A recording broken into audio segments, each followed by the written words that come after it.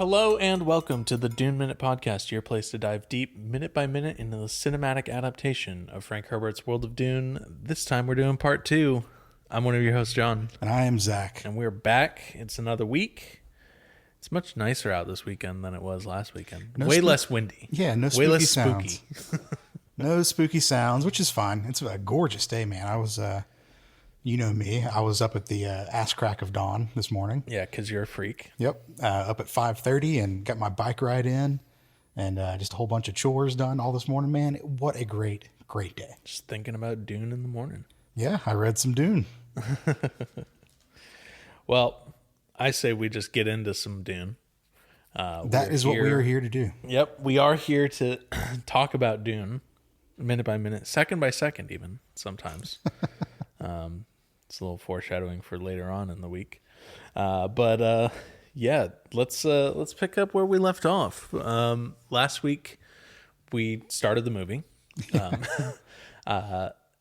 We had our exposition from Irulan last weekend. We saw Shaddam. And we got to see we got to catch back up to where Paul was with the Fremen.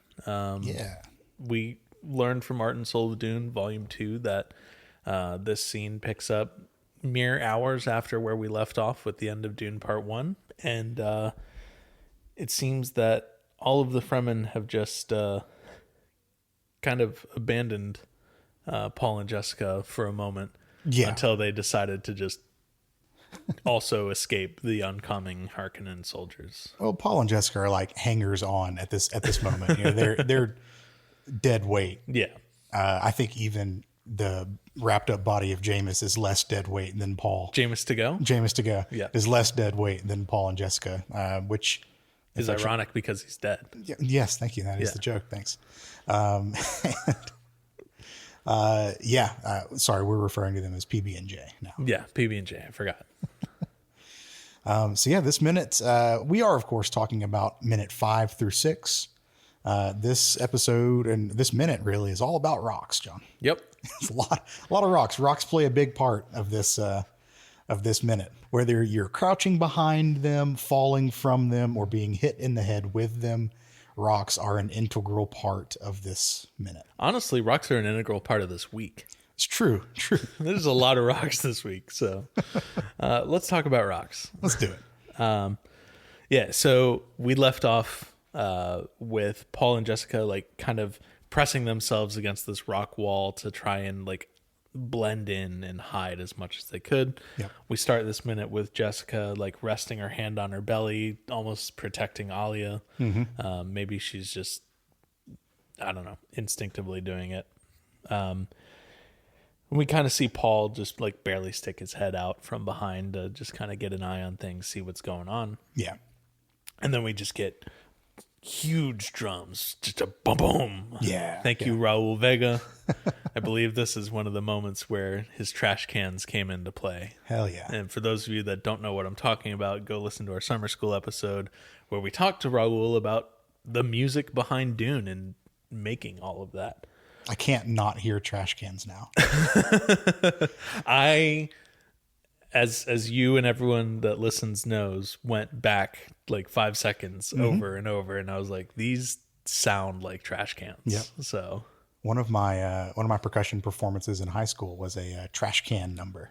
Yeah, we did for like a solo like a stomp knockoff kind of thing. Sorta, yeah. It was not near as much like dancing and choreography, but It was just the metal, the classic metal trash cans that we beat the hell out of. My high school had something like that as well because it was the mid-late 2000s. Yep, of course. And my band teacher was really big into like the whole stomp thing and like the whole Blue Man Group thing, minus the choreography.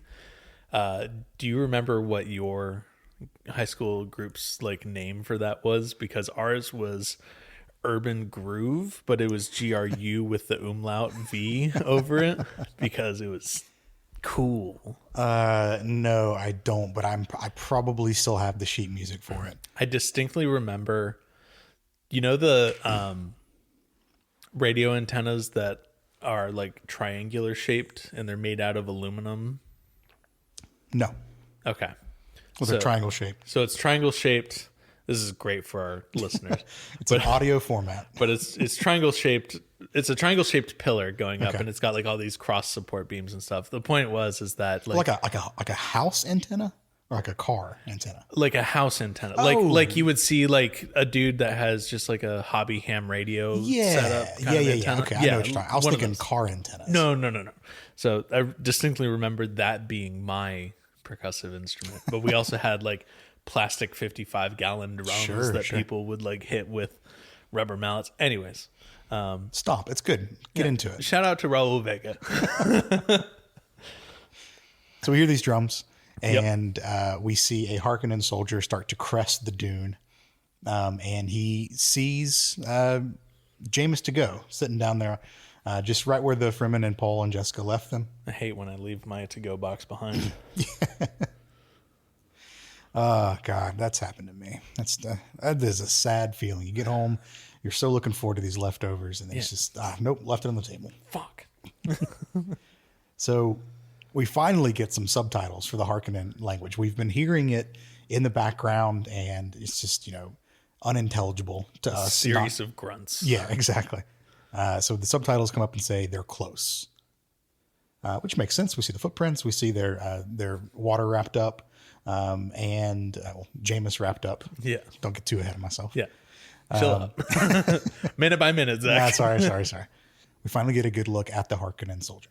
Do these still suits or their uniforms look different here than they did in the first movie to you?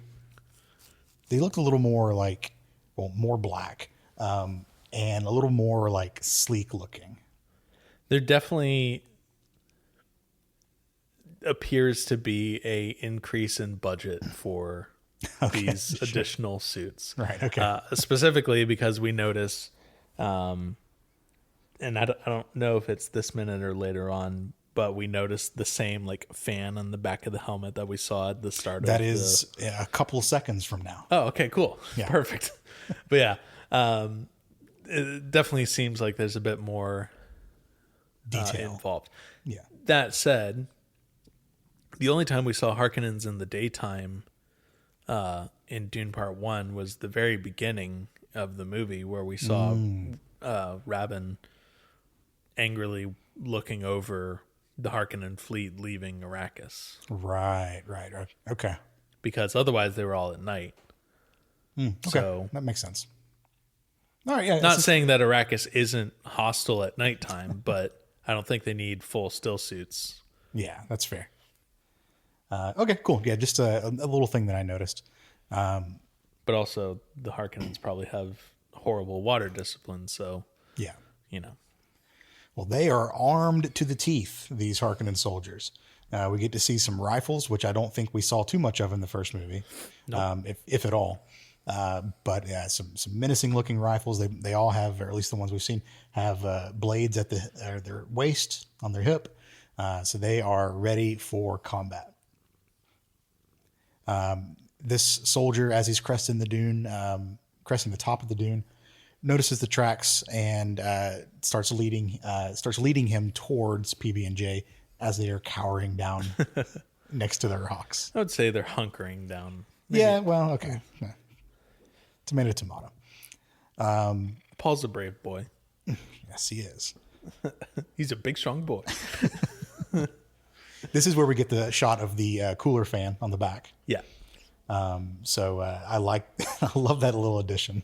It's so neat. Look, as a resident of the South, I can relate to having a cooler fan available to blow fresh air onto your head. Oh yeah, absolutely. At all times. I mean, you go to any Braves game or baseball game at all in the peak of the summer, you're going to see people carrying these little fans around. I want those fucking Mr. fans. Oh yeah, like the necklace ones that you don't even have to carry. Those things, they look silly. They look absolutely silly. But if it's 98 degrees out and a 50% humidity rate. 50? Okay. Motherfucker, try like 65, 70. Whatever. It's a blanket of water that's just on top of us. Yeah, I don't care how dumb I look. Those fans save lives. Yeah, you look stupid in solidarity with everyone else in your phone. Absolutely. So I wanted to get your opinion on something right here. Yes. the question is this a continuity error or is this not a continuity error? So as we see the Harkonnen start to walk down the dune towards Paul and Jessica, PB&J. Yeah. He's got his rifle drawn. Yes. And then it cuts to a shot of PB&J looking Correct. scared. And then it cuts back to the soldier and his rifle is slung on his back. Now, it could, the in-universe explanation is that a couple of seconds have passed. He could have just, whipped it around his back in order to draw his sword, which he does here in a moment. But those shots are so quick, it felt like a continuity error to me. Sure. I think because you and I both have time around firearms, and we know how quickly you can, string one up over your shoulder. Sure. And hang it up. I think it's a fair assessment that this Harkonnen soldier knows that he is entering in a close combat area, and it is more beneficial to him to be ready to draw his sword at a moment's notice.